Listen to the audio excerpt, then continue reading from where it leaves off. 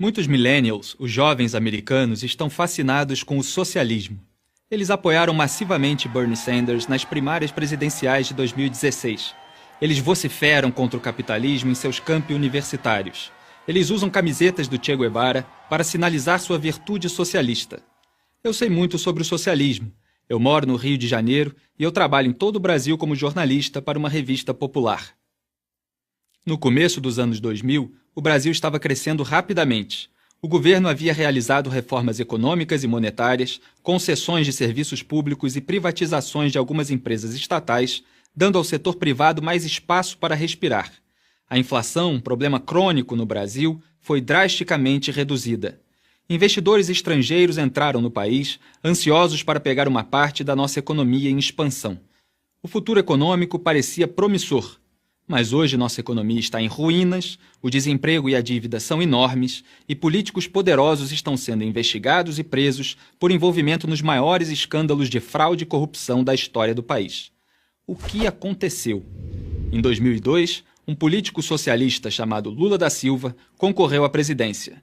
Ele era um socialista, mas posou como um tipo moderno e legal de socialista. Ele seria o político que acabaria com as divisões nacionais e uniria a todos. Ele até tinha um apelido, Lulinha, Paz e Amor.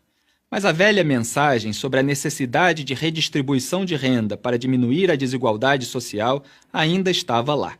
A mídia, a elite acadêmica e celebridades garantiram aos brasileiros que, distribuindo o dinheiro dos ricos aos pobres, os pobres poderiam finalmente ficar mais ricos.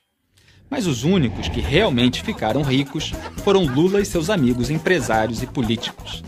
Isto só piorou com a sua sucessora Dilma Rousseff. Os socialistas aumentaram os gastos do governo, o déficit e a dívida. Eles chamaram isso de estímulo.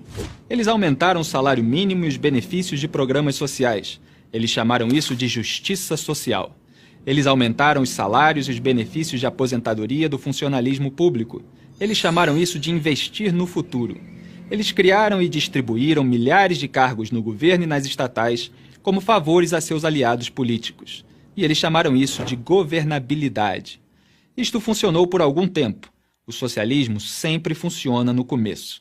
Mas os gastos do governo continuaram aumentando e o paraíso socialista desmoronou, levando junto a economia. Resultado, de 2008 a 2015, os gastos do governo cresceram quase 4 vezes mais que a receita fiscal. A economia encolheu 3,8% em 2015, o pior resultado em 25 anos. Em 2015, uma pesquisa do Banco Mundial classificou a economia do Brasil entre as piores do mundo. Entre 189 países, ficamos na posição 174 em termos de facilidade para abrir um negócio, 130 em registrar uma propriedade com o governo e 178 na simplicidade de pagar impostos. Econômica e moralmente, os quase 15 anos de políticas socialistas fizeram muito mal ao Brasil. Nós também continuamos entre os líderes mundiais em homicídio e roubo e estamos nos últimos lugares entre as nações industrializadas em termos de educação e serviços de saúde. Americanos tomam como certo que eles podem nascer na classe mais baixa e chegar à classe média ou mesmo alta. Muitos brasileiros tomam como certo que não podem. Mas finalmente algumas coisas estão começando a mudar. Talvez haja motivo para ter esperança. Hoje, mais e mais brasileiros veem que o capitalismo e o governo limitado são o único caminho a seguir.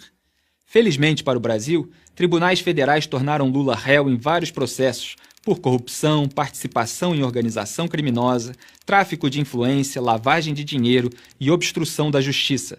Os procuradores disseram que Lula montou e comandou uma propinocracia.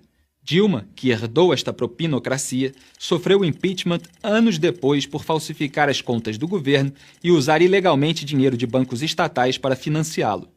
Esta crise levou o novo governo a congelar os gastos federais, reduzir o papel do governo em empresas estatais e incentivar parte do enorme quadro de funcionários delas a pedir demissão.